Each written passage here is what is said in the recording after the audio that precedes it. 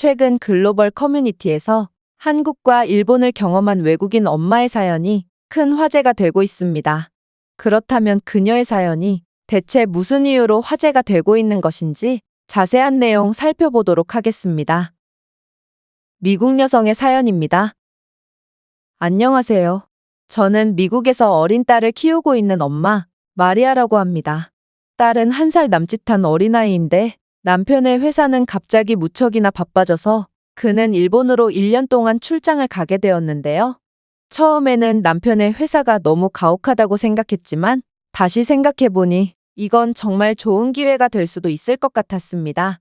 저는 유아기 때의 다양한 경험은 아이에게 많은 이점을 가져다 준다고 들었고 이번 기회에 딸과 함께 일본에서 어느 정도 머무르면서 샬롯에게 좋은 추억을 만들어주기로 했습니다.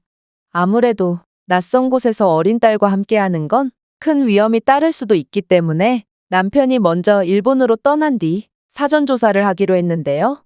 1달 뒤 남편은 일본은 몹시 안전한 국가라서 샬롯과 함께 일본으로 와도 좋을 것 같다는 말을 전해왔고 그렇게 저희 모녀는 일본으로 향하게 되었습니다. 운이 나쁘게도 저희가 일본에 도착하자마자 남편의 일이 너무 바빠져서 저는 처음 와본 일본에서 어린 딸과 둘이서만 다녀야 했는데요.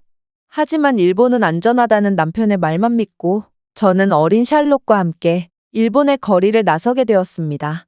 다행히도 일본의 거리는 무척이나 깨끗했고 위험해 보이는 사람들도 없었기에 어린 딸과 함께해도 좋을 것 같다는 안심이 들더군요. 저희는 곧장 버스 정류장으로 향했고 일본에 잘 발달되어 있는 대중교통 시스템과 정류장의 깔끔한 모습에 감탄을 하며 버스에 탑승하게 되었습니다. 그런데 예기치 못한 문제가 생기고 말았습니다. 아직 차에 익숙지 않던 샬롯이 그만 버스 안에서 울음을 터뜨렸기 때문인데요.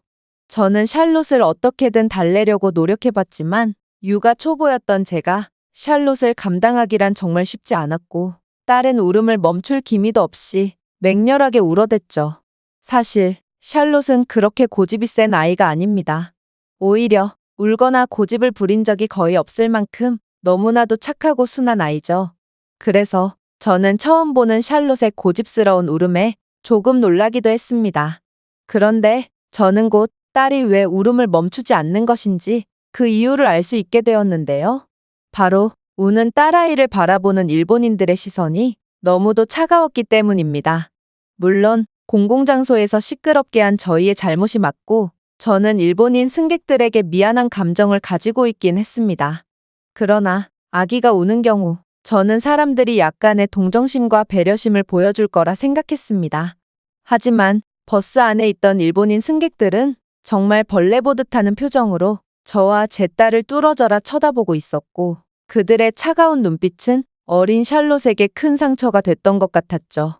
저는 일본인 승객들에게 연신 사과했고 그들은 제 사과에 괜찮다고 말하긴 했습니다. 하지만 일본인들은 앞에서는 괜찮다고 말했지만 뒤에서는 전혀 다른 모습을 보여줬는데요. 어떤 일본인 승객은 버스기사 쪽으로 향하더니 뭔가 이야기를 나누더라고요. 그리고 버스는 다음 정류장에서 정차하더니 갑자기 버스기사가 제게 남에게 민폐가 되니 내려달라고 하더군요. 저는 딸의 안전을 위해 기초 일본어만을 공부해온 게 달아서 그의 정확한 일본어를 해석할 수는 없었습니다. 그러나 그가 민폐라는 단어를 사용했던 것만큼은 확실했고 그렇게 저희 모녀는 버스에서 쫓겨나게 되었죠. 그리고 일본인들의 차가운 눈빛에서 벗어나게 된 샬롯은 그제야 조금 진정하는 모양이었습니다. 그러나 버스에서의 이러한 경험은 그저 시작에 불과했죠. 일본인들은 아직 1살밖에 안 된 샬롯에게 민폐라는 말을 전혀 거리낌 없이 사용했거든요. 식당에 들어가려고 해도 일본인 종업원들은 이렇게 어린아이들은 다른 손님들에게 민폐가 될 수 있어서 입장할 수 없다고 하지를 않나? 뭔가를 체험하거나 관광지에 입장하려고 할 때도 일본인들은 꼭 샬롯을 보더니 아기가 다른 이용객들에게 민폐가 되지 않도록 각별한 주의를 부탁드립니다. 라며 모진 말을 일삼았거든요. 그리고 만약 샬롯이 울기라도 하는 날에는 이들은 꼭 앞에서는 가만히 있다가 뒤에서 신고를 하는 모습을 보여줬습니다. 그런데 제가 가장 어이없던 건 바로 제 남편과 함께 다녔을 때는 이런 일이 거의 없었다는 것입니다. 남편의 일정이 조금 여유로워졌을 때 저희는 샬롯과 함께 남편이 추천하는 곳 이곳저곳을 돌아다녀 봤는데요. 일본인들보다 머리 두 개는 더 큰 남편과 함께 다닐 때 일본인들은 샬롯을 보고 민폐라는 말을 사용하지도 식당 출입 거부를 외치지도 않더라고요. 심지어 한 번은 일본 지하철에서 샬롯이 온 적이 있었는데 그때 일본인들은 샬롯을 쳐다도 안 보고 그저 모른 척하기 바쁘더군요. 이건 작고 왜소한 여자인 제가 샬롯을 돌봤을 때와는 전혀 다른 태도였습니다. 저는 안 그래도 일본인들의 냉정함과 자비 없음에 정이 떨어질 대로 떨어졌던 차였는데 건장한 남성에게는 아무 말도 못하면서 약자에게만 강한 면모를 보이는 일본인들을 보고 기분이 너무나도 나빠져서 더 이상 이곳에 있기가 싫어졌습니다.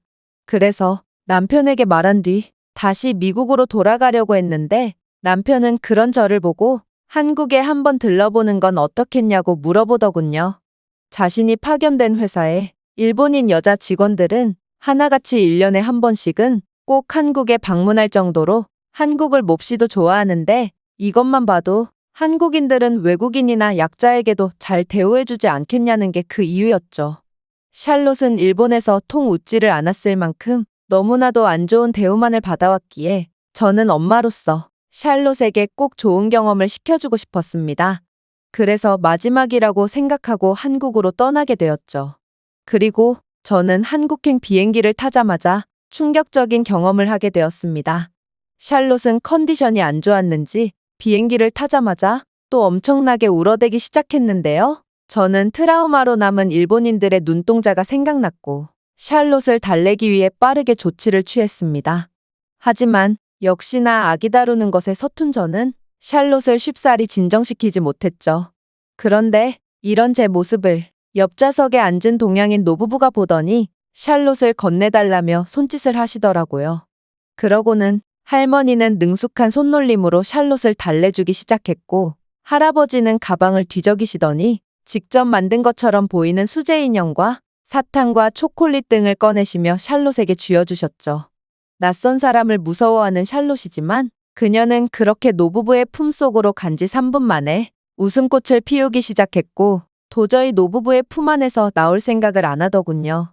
저는 노부부에게 너무나도 죄송스러웠는데 이 멋진 노부부는 디지털 기술에도 몹시 능숙한지 번역기 앱을 사용해서 어차피 한국은 금방 도착하니 괜찮다면 한국에 도착할 때까지 아이를 돌봐주겠다고 말씀해 주셨습니다. 그리고 자신들은 한국인이라고 밝힌 노부부는 샬롯을 돌봐주면서도 한국의 맛집이나 아이와 함께 가볼 만한 명소 등 여러 정보들을 알려주셨는데 저는 처음 보는 외국인에게 이렇게나 친절하게 대해주는 한국인들에게 감사해서 정말 몸둘 바를 몰랐습니다.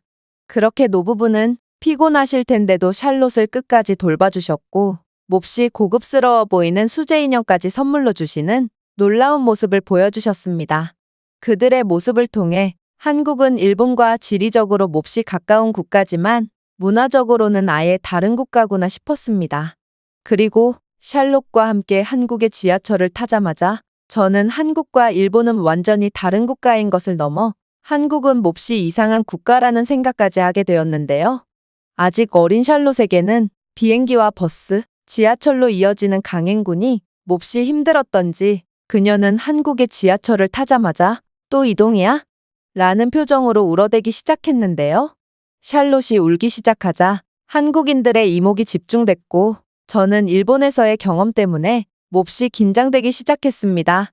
그런데 한국인들은 일본인들과는 전혀 다른 모습을 보여주기 시작했는데요. 이들은 제 딸을 민폐라고 생각하지 않았으며 오히려 귀엽다는 듯 따뜻한 눈길을 보내줬거든요. 실제로 지하철 좌석에 앉아있던 한 중년의 남성은 곧바로 딸에게 자리를 양보해주는 놀라운 모습을 보여줬고 자리에 앉게 된 딸이 계속해서 울자 이번에는 샬롯보다 조금 더 나이가 많아 보이는 한국인 아이가 다가오더니 샬롯의 눈물을 닦아주는 씩씩한 모습을 보여주더라고요. 한국인들은 이미 어린아이부터가 배려와 공감이라는 감정을 이해하고 있던 것입니다. 또한 어떤 젊은 한국인 남성은 능숙한 영어를 구사하며 제게 말을 걸기도 했는데요.